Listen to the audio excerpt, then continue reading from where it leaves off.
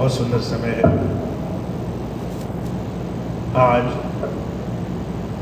हमें बहुत सारे काम छोड़ कर के गुरु चर्चा, सत्संग, महापुरुषों के जीवन को एक बार फिर से जीवन में उतारने का मौका मिला है। महाराज जी ने बहुत सारी बातों में एक बात और कही है। हमारे जीवन में जब तक हम गुरु के भाणे को, उसकी रज़ा को, उसकी बात को जीवन में पूरी तरह से उतारने के काबिल नहीं बन पाते, तब तक हम चाहे लाख कोशिश करें, संसार के बहुत सारे मन माया के, सांसारिकता के बंधन, उससे छूटना बड़ा मुश्किल होता है। और जब हम बात करते हैं सांसारिक बंधनों की, माया की, मन की, तो जो कहा करते थे इसकी समझ इंसान को तब आती है जब उसे अपने जीवन में आखिरी घड़ियां, चंद वो घड़ियां देखने का अवसर मिलता है। मन बहुत महीन, बहुत बारीकी से हमारे अंदर छोटे छोटे छल कपट, संसार के विषय विकार, दुनिया की अनगिनत चीजें हमारे ऊपर लगा करके हमें हर दिन उस प्रभु की याद से दूर रखना चाहता है। महाराज जी कहा करते थे, इस मन की गति को अगर हम और आप समझें तो ये मन बहुत चतुर, बहुत चालाक है। कहा मन लोभी, मन लालची, मन चंचल, मन चोर, मन के चले मत चालिए, मन पलक पलक कचोर। इस मन की गति ऐसी है कि ये हर वक्त चोरी कर रहा है, हर वक्त संसार की चीजों में हमें फंसाए हुए है, हर चीज में हमें उलझा करके 24 घंटे परेशानी में, चिंताओं में, उलझनों में फंसा कर रखता है। और हमें एक चीज ये मानने नहीं देता कि सृष्टि को, इस संसार को बनाने वाला कोई और है, इसको चलाने वाला कोई और है। हमारे और आपके जीवन का,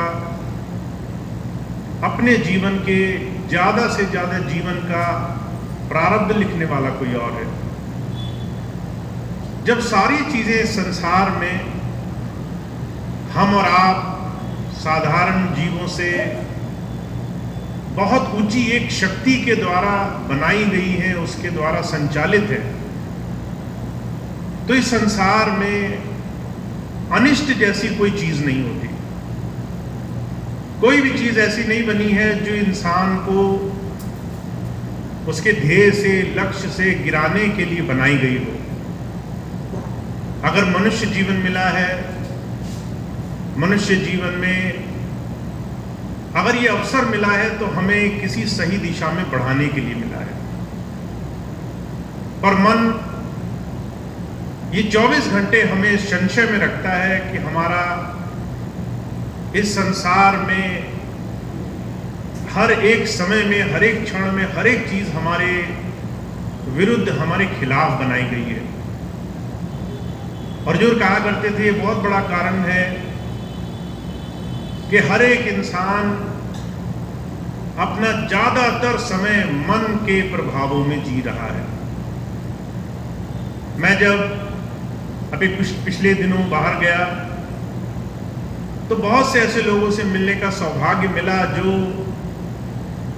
बहुत सारे अलग अलग प्रयासों से सिर्फ इस दिशा में लगे हुए थे कि कैसे उनके नकारात्मक विचार, नेगेटिव थॉट प्रोसेस खत्म हो जाए, किस तरीके से वो ये देख सके कि संसार में जीवन उनके लिए एक अवसर है। हर एक क्षण एक मौका है जिसमें वो अच्छा भी कर सकते हैं और बुरा भी कर सकते हैं। सीधे रास्ते पर भी चल सकते हैं और कुछ नहीं भी कर सकते हैं। पर ऐसे तमाम भौतिक साधनों में जहां सारा संसार आज के समय में लगा हुआ है, कैसे मन के अंदर उठ रही इस तरंगों को जो हमें भय में, चिंताओं में, संसार की तमाम गति में ले जा रही है, ऐसे में महाराज जी एक ही बात कहा करते थे कि विश्व शांति का मार्ग अंदर से आत्मिक उन्नति से प्रशस्त होगा। अगर आप बाहर से अंदर सांसारिकता से मन को शांत करने की कोशिश करेंगे तो ये काम नहीं हो पाएगा। आप सोचें कि मेरे पास अगर बहुत अच्छा मकान हो तो सुख मिलेगा। आप सोचें मेरे पास ज्यादा पैसा हो तो मेरी सारी तकलीफें दूर हो जाएंगी। आप सोचें कि मैं दुनिया का सबसे बड़ा योग्य, सबसे बड़ा समर्थ पुरुष हो जाऊं तो मेरे संसार के कष्ट मिट जाएंगे। बाहर से आप अंदर शांति नहीं ला सकते। पर महाराज जी कहा करते थे, गरीब आदमी भी जिसके पास कुछ नहीं है, अगर वो अंदर से तृप्त है, संतुष्ट है, उस प्रभु धारा से जुड़ा है, तो वो संसार में बाहर हजारों लाखों अमीरों से ज्यादा जीवन में सुख सुकून में रह सकता है। एक मिसाल हुजूर फरमाया करते थे, एक राजा भोग विलास में इतना लीन, एक दिन उसको ये लगा कि उसके जीवन में हर एक चीज वो खरीद सकता है, हर एक चीज वो पा सकता है।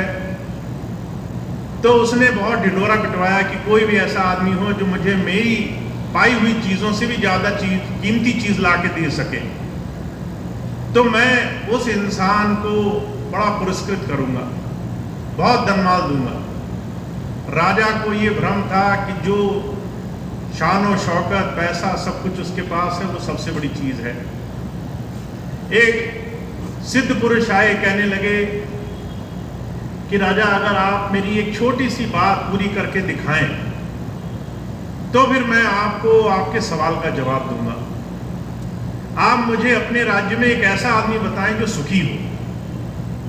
अब राजा को भ्रम था, सुख बहुत आसान है, हर एक इंसान के पास सुख तो है ही। राजा को भ्रम जब हुआ तो उसने कहा, एक छोड़ो, मैं तुम्हें 1000 सुखी लोग दिखा दूंगा।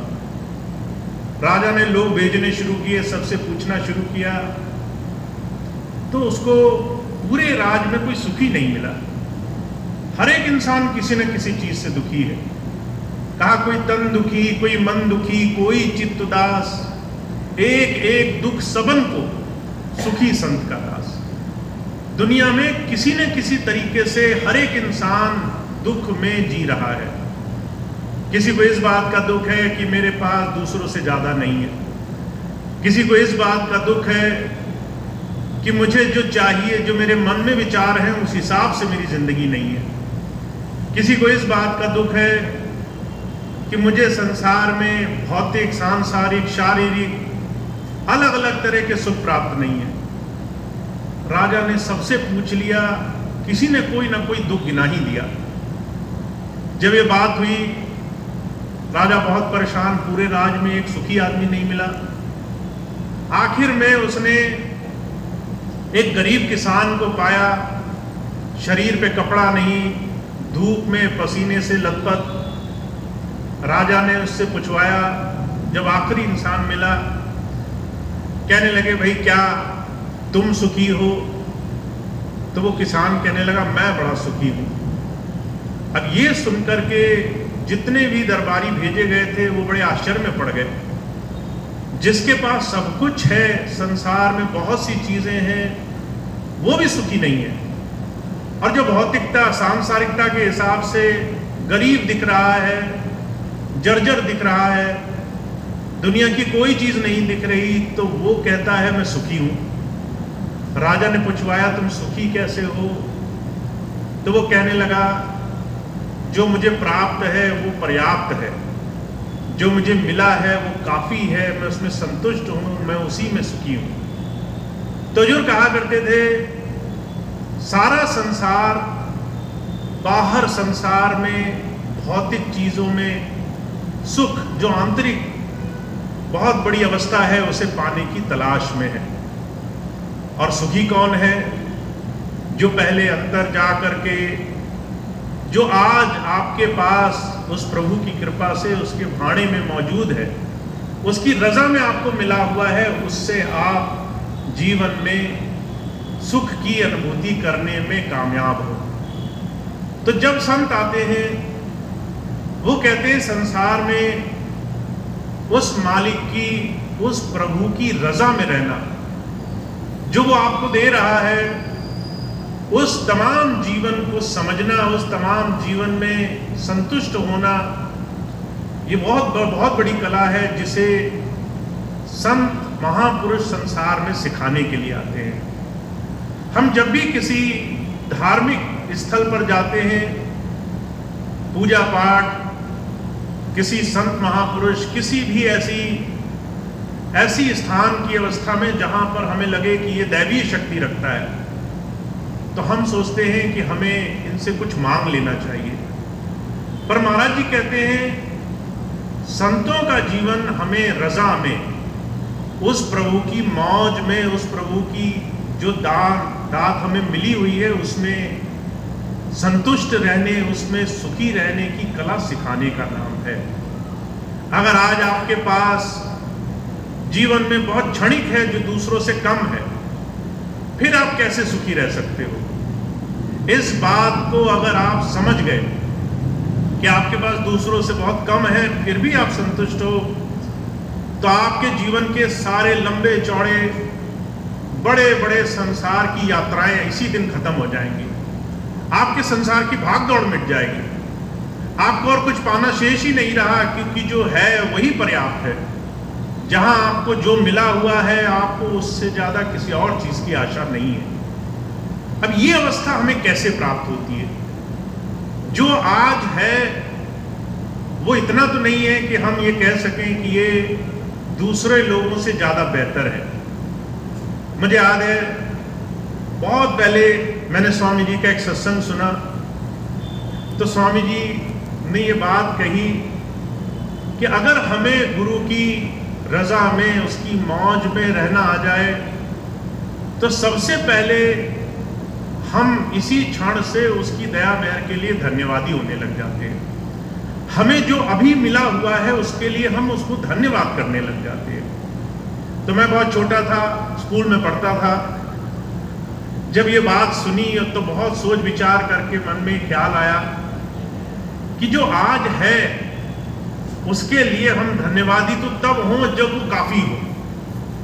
आज हमें बहुत कुछ चाहिए, तो उस वक्त विचार ऐसा बना कि अभी तो पढ़ रहे हैं, अभी तो पास भी नहीं हुए, अभी तो अच्छे नंबरों से आगे भी नहीं बढ़े, जब हो जाएंगे तब हम धन्यवादी होंगे, पहले कुछ मिल जाए। अभी नहीं हो सकते हैं क्योंकि इस क्षण में तो बहुत कुछ चाहिए जो नहीं है पास में। जीवन बीतता गया, बहुत से ऐसे क्षण आए जब बार बार ये सवाल मन में आया, क्या आज हम धन्यवादी हो सकते हैं? तो हमेशा ये विचार उठा कि आज वो नहीं मिला जो चाहते हैं। हमेशा सुख, हमेशा लक्ष्य 2 कदम आगे दिखाई दिया, हमेशा उस चीज के पीछे भागने का विचार आया जो शायद कुछ समय बाद प्राप्त हो सकती है। चाहे वो स्कूल में अच्छे नंबर पाना हो, चाहे समाज में सम्मान पाना हो, चाहे आर्थिक रूप से और ज्यादा पाना हो, स्वास्थ्य की दृष्टि से और ज्यादा सेहत पानी हो, पर वो आज नहीं दिखाई दिया। हमेशा 2 कदम आगे शायद मिल जाएगा। और धीरे धीरे ये बात स्वामी जी की दया से समझ में आई कि आपको जीवन में इच्छाओं और कामनाओं के अनुरूप कभी भी वो नहीं मिलेगा जो आप पाना चाहते हैं, क्योंकि आप जब जब वहां पहुंचोगे आपकी कामनाएं 2 कदम आगे खड़ी होंगी। आप जब जब किसी स्थान को प्राप्त कर लोगे हमेशा आपका सुख 2 कदम आगे दिखाई देगा। तो स्वामी जी ये बात कह रहे हैं, जो प्राप्त है, जो आज है, जो प्रभु की कृपा से अभी मिला हुआ है, उसको हम उसकी रजा में, उसकी सही मायनों में शुक्राना मानते हुए जीवन में अपना जीवन इस तरह से बदलाव लाने वाले बने। अब इस चीज को स्वामी जी बड़ी खूबसूरती से समझाया करते थे। एक गिलास है, आधा भरा है, आधा खाली है। ये आपकी दृष्टि है कि आपको क्या दिख रहा है।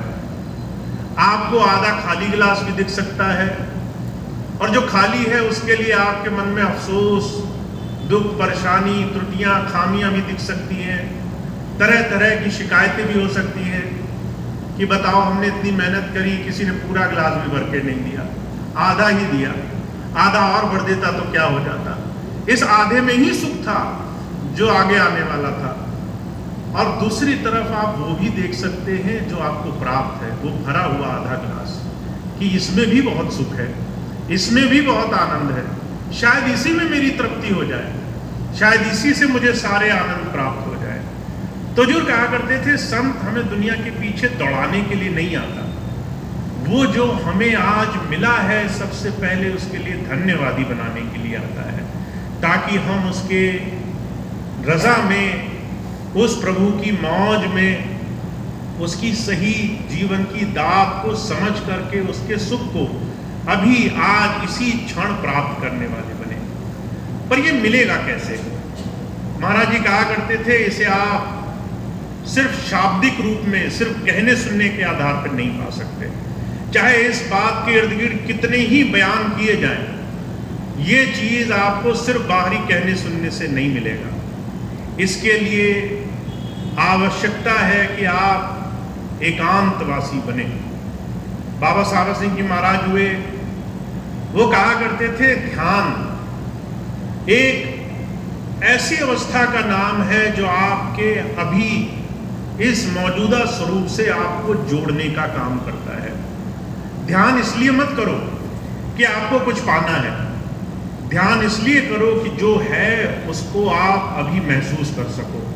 जो इस वक्त प्रभु ने आपको दिया है उसको आप अंतर में जान सको, उससे जुड़ सको। एक दिन एक बहन मुझे मिली, कहने लगी, स्वामी जी तो कई बार ध्यान के लिए मना किया करते थे कि ध्यान मत किया करो, तो इसीलिए ध्यान उस प्रभु को पाने का रास्ता नहीं हो सकता। मैंने उनसे कहा, स्वामी जी मना किया करते थे, पर स्वामी जी की जो बात, उनसे जुड़ने का जो रास्ता है, वो रास्ता उनको अंतर में देखने पाने का, उनके साथ जुड़ जाने का रास्ता है। क्या आप उस अवस्था में हैं जब आपको लगे कि आप आंखें बंद करो या दुनिया की सारी चीज़ों से 2 घड़ी के लिए मन हटाओ तो आप अपने गुरु से अंदर जुड़ पा रहे हो? अगर वो नहीं है तो आप हर एक उस रास्ते को जो आपको गुरु से जोड़ने के लिए बना हुआ है उसको आप छोड़ नहीं सकते। उसको हर रोज जोड़ना ताकि आप उस स्थिति, उस अवस्था तक पहुंच सको, बहुत जरूरी है।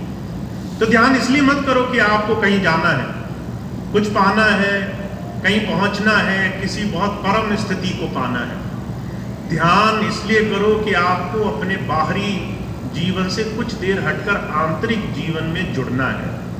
अर्जुन कहा करते थे, जो लोग ध्यान करते हैं, जो लोग एकांत में बैठते हैं, जो लोग मन की तमाम इच्छाएं, मन में उठने वाले विचार छोड़ करके गुरु की याद में बैठने में सफल हो पाते हैं, वो लोग समझते हैं कि यथार्थ में, इस वर्तमान में, इस प्रेजेंट में जीना क्या होता है। वो लोग फिर संसार में और आगे पीछे की चिंताओं से मुक्त हो जाते हैं। तो आपके लिए वर्तमान में जो अभी आपको उस प्रभु की दया से मिला हुआ है, उसको समझने का सिर्फ एक तरीका है कि आप वर्तमान में अपने अंतर जुड़ो और आप अपने अंतर से ये महसूस करो कि आपको क्या क्या उस प्रभु की दया से मिला हुआ है, और वो भी आंतरिक दृष्टि से। अगर सिर्फ मन बुद्धि से सोचने का प्रयास किया तो थोड़ी देर याद रहेगा, 1-2 बार याद रहेगा, कुछ एक क्षणों पे ये बात याद रहेगी, फिर मन फिर से भरमा करके बाहर ले जाएगा। पर अगर अंतर अभ्यास से हम उस जुड़ने के रास्ते पे लगे तो हमें इसका कुछ और लाभ मिलता है। तो ध्यान की विशेषता ये है, ये आपको आपके अभी आज की मौजूदा स्थिति से जोड़ने का सबसे सरल रास्ता है। और मैं बार बार ये भी कहता हूं, अगर आपको ध्यान में बहुत कुछ करना नहीं आता है तो भी आपको ध्यान करना चाहिए। क्यों करना चाहिए? क्योंकि ध्यान में आप अपने आप को किसी को दिखाने के लिए, किसी की नजर में उठाने के लिए ध्यान नहीं कर रहे। कोई आपको किसी भी तरीके से तौले, किसी तरीके से आपका आकलन करे, इसलिए आप ध्यान नहीं कर रहे। आप इसलिए ध्यान कर रहे हो कि आप अपने आप को अपने मालिक के साथ जोड़ सको, उसके साथ जुड़ने का रास्ता आपको जीवन में प्राप्त हो। महाराज जी के जीवन की छोटी सी घटना याद है। महाराज जी कई बार अपने प्यारे सत्संगी भाई बहनों को थोड़ा सा इशारा दिया करते थे कि आपको ध्यान करने में समय देना चाहिए। और ध्यान एक ऐसी चीज है जो शुरू शुरू में बड़ी नीरस होती है। अगर आप बैठो, न कुछ दिखाई देता है, न कुछ सुनाई देता है, एकांत में बैठना है, कोई रस भी नहीं आता। ऐसे नीरस रास्ते पर शुरू शुरू में आप उसको अपने मन से आसानी से करने की कोशिश नहीं करना चाहते। पर महाराज जी फिर भी कोशिश किया करते थे कि भाई ध्यान पर कोई कितनी देर बैठता है, और बार बार सबके सामने पूछा करते थे। जैसे अभी हम बैठे हैं, ऐसी खुली सभा में पूछा करते थे कि बताओ कौन कितनी देर ध्यान बैठता है। पहले हाथ उठवाते थे, कितने लोग ऐसे हैं जो 2 घंटे बैठ जाते हैं। 2 घंटे बैठने वाले लोग, कुछ लोग हाथ उठाते थे जो अपनी श्रद्धा से ध्यान करते होते थे। कुछ लोग इसलिए ध्यान उठाते थे कि कहीं बेइज्जत ना हो जाए, कहीं बेइज्जती ना हो जाए, दूसरे लोग ना देखें। और धीरे धीरे जहां एक ध्यान करता होता था वहां 100 लोग हाथ उठाते थे। महाराज जी बाद में कहा करते थे कि इन सबको शायद ये लगता है कि गुरुजी देख नहीं पा रहे, गुरुजी को नहीं पता कि कौन कितनी देर बैठ लेता है। पर ये सब सिर्फ सामाजिक किसी तरीके से अपमान न हो, इस इरादे से दूसरों से बचने के लिए हाथ उठा देते हैं। तो महाराज जी कहा करते थे कई बार लोग बहुत से अलग अलग कारणों से ध्यान में नहीं जुड़ना चाहते। कई बार मान सम्मान की वजह से, कई बार अपने आत्मग्लानि की वजह से, कई बार दूसरे साधनों से। पर ध्यान कभी भी इस कारण से मत करो कि आपको किसी को कुछ दिखाना है, आपको किसी के सामने कुछ अपने ध्यान से कुछ साबित करना है। ध्यान आपकी निजी अपने गुरु से जुड़ने की कला का नाम है। इसके अलावा दुनिया की कोई चीज आपको अपने गुरु से नहीं जोड़ सकती। अगर आप सेवा करोगे तो आपका मन, माहौल, परिवेश बन जाएगा, जो आपको तभी मिलेगा जब आप थोड़ी देर अपना ध्यान उधर जोड़ोगे। अगर आप सिमरन करोगे तो आपके मन में थोड़ा प्रेम भाव पैदा हो जाएगा, जो आपको तभी उधर जुड़ेगा जब आप थोड़ी देर उधर अपना ध्यान जोड़ोगे। तो जो कहा करते थे ध्यान गुरु से जोड़ने के ही सारे साधन हैं। सेवा हो, सत्संग हो, गुरु चर्चा हो, चाहे वो सिमरन करना हो, पर ध्यान गुरु से जोड़ना आपका एकमात्र साधन है जो आपको गुरु की दया मेहर देखने के योग्य बना पाएगा। जो गुरु की कृपा से मिल रहा है उसकी तरफ दृष्टि ले आ पाएगा। तो हम और आप बहुत भाग्यशाली हैं। हमें स्वामी जी की कृपा से जीवन में एक ऐसी चीज मिली है जिसे हम चाहे जितना चाहे कमा सकते हैं, चाहे हम जितनी उसमें मेहनत कर सकते हैं, वो हमारे लिए दिन दिन रात रात बढ़ती जाएगी। और उस चीज को सिर्फ अपने मन माया, अपने बाहरी इस मन की तमाम संगत के कारण हम नहीं भी कर सकते, छोड़ भी सकते हैं, और सारा समय हम ऐसे भी खराब कर सकते हैं। तो आज सुबह एक भाई शब्द पढ़ रहे थे जय राधा स्वामी जी का कि हम गुरु को खोजें, क्योंकि गुरु जो है वो अनमोल रतन है। पर उस शब्द में आखिर में क्या कहा कि मैंने खोल खोल कर आपको बता तो दिया, पर फिर भी इसको करना नहीं करना उसका पूरा पूरा दायित्व वो मैंने आपके हाथों में छोड़ा हुआ है। जब आप यहाँ से घर जाओ तो आपको ये पूरा स्वतंत्र भार आपके ऊपर रहेगा कि आप अपने समय का क्या करते हो। आप आधा घंटा ज़्यादा सो जाते हो या आधा घंटा बचा करके अपने गुरु को दे देते हो। आप कोई और काम करते हो या थोड़ा सा ध्यान अपने गुरु की तरफ अपने आज के समय से जोड़ने का काम करते हो। तो जो कहा करते थे ध्यान बहुत बड़ी एक सद्गुरु की देन है हमारे जीवन में, और उस ध्यान से हमें सिर्फ आत्मिक अनुभव ही नहीं मिलते बल्कि हम गुरु की दया मेहर को देखने के योग्य भी बन पाते हैं। उसने अभी तक हम पर क्या क्या कृपा करी है उसके धन्यवादी हम बनने वाले बन सकते हैं। और मैंने जब अभी कुछ समय पहले मैं यहाँ नहीं था तो एक बड़े विद्वान से मिलने का मुझे मौका मिला, तो वो एक ही बात बार बार दोहराया करते थे, बी रिसोर्सफुल। अगर आप जीवन में कुछ पाना चाहते हो तो जो आपको क्षमताएं मिली हैं उसका उपयोग करने वाले बनो। आपको बहुत कुछ मिला है, आप उसका उपयोग तभी करोगे जब उन तमाम क्षमताओं तक अपनी पकड़ बनाओगे। तो आपका आत्मिक उन्नति, आपका आत्मा से जुड़ाव भी आपका वही रिसोर्सफुलनेस है, वही अपने आप को सक्षम बनाने का एक बहुत बड़ा साधन है कि आप ऐसे महापुरुषों की धारा से जुड़ने के रास्ते पर चल गए हो। तो हम और आप बहुत भाग्यशाली हैं, हमें मौका मिला है उस प्रभु की राजी में, उसके भाणे में, उससे जुड़ने के, इस वर्तमान और गुरु की दया मेहर को सही में समझने के इस अवसर को पाने का। और मैं बार बार यही कहता हूँ, जितना आप आगे बढ़ोगे, जितना आप एक क्षण उसकी दिशा में आगे बढ़ोगे, उतना आप अपने जीवन में उस प्रभु धारा से, जीवन से लाभ उठाने वाले बनोगे। एक बहुत बड़े विद्वान हुए, उन्होंने कहा है कि अगर आपने धन खो दिया तो आपने समझिए कुछ भी नहीं खोया, धन दोबारा कमाया जा सकता है। अगर आपने स्वास्थ्य खो दिया तो आपने कुछ ऐसी चीज़ खोई जिसकी आपको ग्लानि होगी, उसको कमाने में आपको बहुत मेहनत करनी पड़ेगी। पर अगर आपने अपना आत्मिक जुड़ाव खो दिया, अगर अपनी आत्मा का जुड़ाव खो दिया, तो समझिए जीवन की एक सार वस्तु आपने खो दी।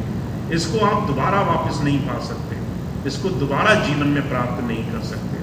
तो आपके और हमारे जीवन में इस नाम धारा का बहुत महत्व है, और वो तब जब हम जुड़ाव को बहुत महत्व दें, जब हम गुरु नाम को बहुत महत्व दें। एक और बात जो स्वामी जी ने कही वो ये कि गुरु नाम को कमाने के लिए संकल्प लेना पड़ता है।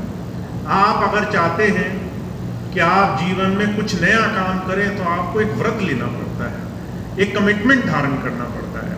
जैसे अभी नवरात्रे चल रहे हैं, आपने मन में एक व्रत रखा कि मैं इष्ट से, प्रभु रूप से अपने जीवन में, अपने परिवार, अपने सभी मित्रगण, अपने सभी नज़दीकियों के लिए सुख समृद्धि, उनके लिए बहुत एक सुख भरा जीवन चाहता हूँ। और हुजूर कह रहे हैं कि इस सुख की कामना के लिए, इस समृद्धि की कामना के लिए लोग 9 दिन व्रत रखेंगे, पूरा दिन नहीं खाएंगे, ताकि वो जो संकल्प उन्होंने मन में लिया है अपने इष्ट के चरणों में वो पूरा हो। तो महाराज जी कहा करते थे कि कोई भी चीज़ आपको ऐसे नहीं प्राप्त होती, कुछ भी प्राप्त करने के लिए आपको मन में संकल्प लेना पड़ता है। वो संकल्प आपके जीवन में चमत्कार करता है। अगर आप संकल्प ले लो कि मैं अपने जीवन में अपने आप को आंतरिक धारा से जोड़ने के लिए कुछ करूँगा, और उसको करने के लिए मैं ये संकल्प लेता हूँ, तो वो संकल्प आपको आगे बढ़ाएगा। तो मैं सिर्फ एक ही चीज़ कहता हूँ कि अगर आपको इस दिशा में आगे बढ़ना है तो एक छोटा सा संकल्प लो कि अगर भजन नहीं तो भोजन नहीं। अगर आप आज के दिन भजन नहीं कर पाए तो आपको खाने का भी अधिकार नहीं है, आप शरीर को भोजन नहीं दे सकते। अगर आत्मा को भोजन नहीं दिया तो शरीर को भोजन नहीं दे सकते। ये बहुत बड़ा संकल्प है। महाराज जी कहा करते थे आप भजन करना भूल सकते हो, रोटी खाना नहीं भूल सकते। जब भोजन का समय आएगा तो शरीर आपको याद दिलाएगा कि आपको भूख लगी है, आपके अंदर क्षमता नहीं है, शक्ति नहीं है, उस शरीर को भोजन दो। हुजूर कहा करते थे उस वक्त आपको अपना संकल्प याद आएगा कि मैंने आज का भजन नहीं किया तो मैं ये रोटी कैसे खा सकता हूँ। तो हुजूर कहा करते थे ये संकल्प आपको आगे बढ़ाएगा। अगर आपने ये संकल्प ठान लिया, मुझे याद है स्वामी जी के नाम दान की घटना, जब स्वामी जी ने महाराज जी से नाम लिया तो महाराज जी कहा करते थे कि गुरु जी से नाम देता है उसके अंतर प्रकट हो जाता है। स्वामी जी ने नाम ले लिया। नाम लेने के बाद कुछ अनुभव नहीं हुआ, तो महाराज जी से जाकर कहने लगे, महाराज जी आप तो कहते थे प्रकट हो जाएंगे, अंदर कुछ दिखाई नहीं दिया। तो स्वामी जी से महाराज जी ने कहा कि काके घर जा 40 दिन अभ्यास कर। और स्वामी जी ने मन में संकल्प लिया कि 40 दिन करके देखना है। वो संकल्प लेने के लिए उन्होंने मन में अवधारणा रखी। तो नौकरी किया करते थे, दिन भर नौकरी करी, रात को सबसे पहले आ करके ध्यान के लिए समय निकाला। और उन्होंने एक मन में धारणा ली कि मैं जब तक इस रास्ते पर कुछ पा नहीं लूँगा तब तक मैं इस गुरु के दिए हुए रास्ते को छोड़ूंगा नहीं, और 40 दिन के बाद नहीं मिला तो इसको दोबारा उत्पन्न आऊंगा नहीं। और स्वामी जी की खुद वाणी है, उन्होंने पहले ही दिन से ध्यान करना शुरू किया और तीसरे चौथे दिन उनके अंदर गुरु की कृपा उन्हें प्राप्त हुई। तो हम गुरु की कृपा से बहुत दूर नहीं है, हम संकल्प शक्ति से दूर है, हम मन में व्रत धारण करने से दूर है। अगर आप संसार में संकल्प लेते हैं कि अगर मैंने आज जल नहीं पीना है, आज भोजन नहीं करना है, तो महाराज जी कहा करते थे संसार में कोई ऐसा नहीं है जो आपका संकल्प तोड़ सके। अगर आपने आज संकल्प ले लिया कि भोजन नहीं करना है तो आप 1000 लोगों की बात ठुकरा दोगे। ऐसे ही आपको संकल्प लेना होगा कि मुझे अंदर से गुरु कृपा से जुड़ना है, और अंदर गुरु कृपा से जुड़ने के लिए मुझे क्या क्या गुरु की दात मिली है उसको समझने के लिए, इस संसार पे मुझ पे कितनी बड़ी दया मेहर हुई है उस चीज़ को, उस दृष्टिकोण तक पहुंचने के लिए मुझे इस मन माया के घाट से हटना है और मुझे अंदर आत्मा के ढाव से, आत्मा के जुड़ाव से जुड़ना है। तो इसके लिए एक संकल्प धारण कीजिए। और अब सिर्फ सुंदर समय कुछ नहीं हो सकता, सांसारिक संकल्प की अवस्था चल रही है। लोग हर रोज सुबह सुबह उठ करके मन में धारणा बना करके व्रत लेने को तो वैसे ही तैयार है। एक व्रत और जोड़ दीजिए उसमें कि 7 दिन करके देखेंगे, 9 दिन पूरे बाकी है, 9 दिन करके देखेंगे, दशहरे तक कुछ नहीं हुआ तब सवाल करेंगे। 10 दिन हमारे लिए अच्छा अवसर है कि हम 10 दिन मन में एक गांठ बांध करके कि ये काम करेंगे नहीं तो हम सांसारिक सुख भी नहीं भोगेंगे। और ये कहा करते थे जो थोड़ा सा भी ऐसा संकल्प साध करके मन पर एक पैर रख देता है उसका दूसरा पैर उस गुरु के दरबार में होता है। तो आप बहुत भाग्यशाली हैं, आपको मिला बहुत कुछ है, पर आप अगर उस धारा से जुड़ गए तो आपके जीवन में आनंद ही आनंद हो जाएगा। तो स्वामी जी बहुत सारी बातें कहते हैं, पर साथ साथ उनकी बात का लाभ तभी है जब हम उस चीज़ को अंदर अनुभूति भी करें, उसका अंतर जुड़ाव करके एहसास भी हमें होता चले। और मुझे पूरा विश्वास है अगर आप एक छोटा सा प्रयास करें कि आप थोड़ी देर उस दिशा में जुड़ने की कोशिश करें, तो उसके बाद आप ये शिकायत तो कभी नहीं करेंगे कि मुझे ध्यान नहीं करना है। आप खुद ही कहेंगे कि भैया जी ध्यान को कैसे और बढ़ा सकते हैं, ऐसी कोई तरकीब हमें बताई जाए। तो आप इस दिशा में जुड़ें ताकि आपको बहुत बहुत गुरु की कृपा का लाभ मिले। आज ये बहुत सुंदर समय रहा है, जयपुर में सत्संग का आयोजन आप सभी के बहुत प्रेम प्यार सहयोग से ये आज पूरे दिन का कार्यक्रम बहुत सफल रहा। हम गुरु की याद में रहे, उनके चिंतन में, उनके ध्यान में रहे, इससे सुंदर समय और कुछ नहीं हो सकता। तो इस बात के साथ मैं अपनी बात समाप्त करता हूँ। आप सभी भाई बहनों का बहुत बहुत धन्यवाद।